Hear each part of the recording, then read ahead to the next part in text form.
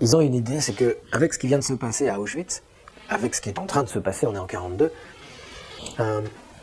nous savons désormais que ça n'est pas un problème d'instruction, que ça n'est pas un problème de culture, qu'on peut être extrêmement cultivé, très très instruit, et ne pas préférer la démocratie au fascisme. Je vous rappelle que le patronat français a massivement collaboré, il a préparé dès 1932 les négociations avec Hitler.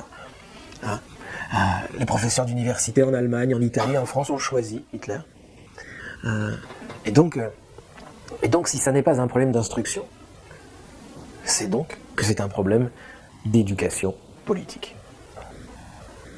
Ce que Condorcet avait déjà dit 2 siècles plus tôt. Le père Condorcet, dans son plan d'éducation, il y a 2 parties. Il y a l'instruction publique des enfants, il y a l'éducation politique des adultes, que Condorcet appelle l'éducation populaire. Parce que Condorcet dit, vous savez, une démocratie, ça tombe pas du ciel. Une république, ça s'apprend. C'est pas naturel, ce truc-là. Ce qui est naturel, c'est la loi de la jungle, c'est la force, c'est le capitalisme, c'est la privatisation. Ça, c'est naturel, ouais. Non. Mais faire une société égalitaire, prendre soin de tout le monde, c'est du boulot, quoi. Et ça s'apprend. Et donc, Condorcet avait dit, si vous ne faites pas l'éducation politique des jeunes adultes, c'est-à-dire si vous n'apprenez pas aux adultes la démocratie, la citoyenneté, la République, vous allez simplement bâtir une société dans laquelle les inégalités seront désormais fondées sur les savoirs. Putain, il avait lu Bourdieu, Condorcet, ou quoi? Évidemment, on avait soigneusement enterré le 2e volet de Condorcet, hein, évidemment. Et donc, il faut une Shoah, mesdames, messieurs. 6 millions de juifs dans les camps, partis en fumée, pour qu'on accepte cette idée toute bête, toute simple, c'est que la République, l'État républicain, a une responsabilité dans l'éducation politique des jeunes adultes, pas des enfants.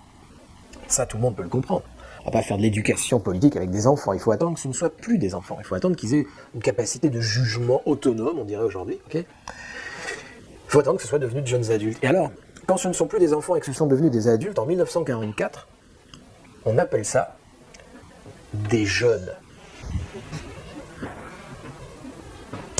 Vous me voyez venir? Le terme a changé de sens et de nature entre-temps. Si aujourd'hui, je vous dis jeunes, vous entendez des adolescents d'origine immigrée avec une casquette à l'envers, des lacets défaits, et qui tiennent un mur, ok?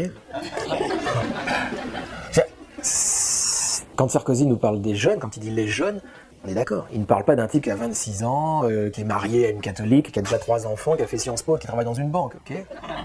C'est pas ça un jeune. Ça c'est un adulte, même s'il avait 21 ans, ça serait un adulte. Et donc, pas en 44.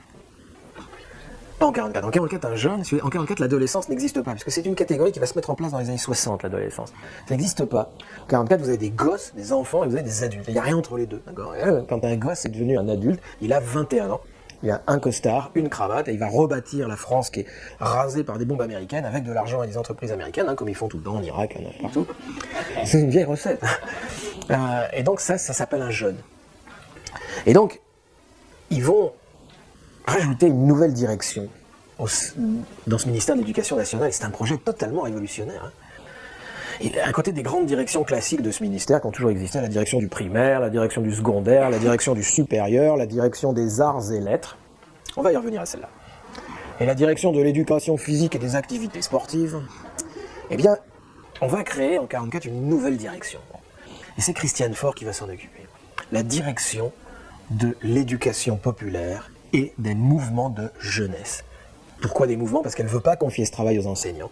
Éducation populaire veut dire éducation politique, okay, éducation à la démocratie, éducation critique, et avec des adultes, sauf qu'on ne sait pas faire ça. On n'a jamais fait ça, alors elle va recruter des gens dans plein de métiers. Aujourd'hui, on dirait des médias ou des métiers d'expression. À l'époque, on appelle ça la culture populaire. Ça a disparu, ce terme. Pour cause. Et donc, elle va chercher des gens de la presse, des journalistes, des gens du livre, des écrivains, des cinéastes. Chris Marker va rentrer dans son équipe un peu plus tard, dans les années 50. Des gens de la radio. Pierre Schaeffer, qui va créer Radio France après, quand il va quitter.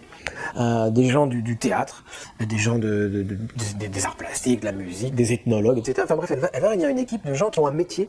Elle va leur demander s'ils accepteraient de quitter leur carrière, en quelque sorte, et de venir à l'éducation nationale pour inventer les conditions d'une éducation critique des jeunes adultes, parce qu'on ne sait pas faire ça. Comment est-ce qu'on fait de l'éducation politique sans que ça soit de l'endoctrinement? Quelles sont les conditions déontologiques? Et ils sont 18 à embarquer dans l'histoire.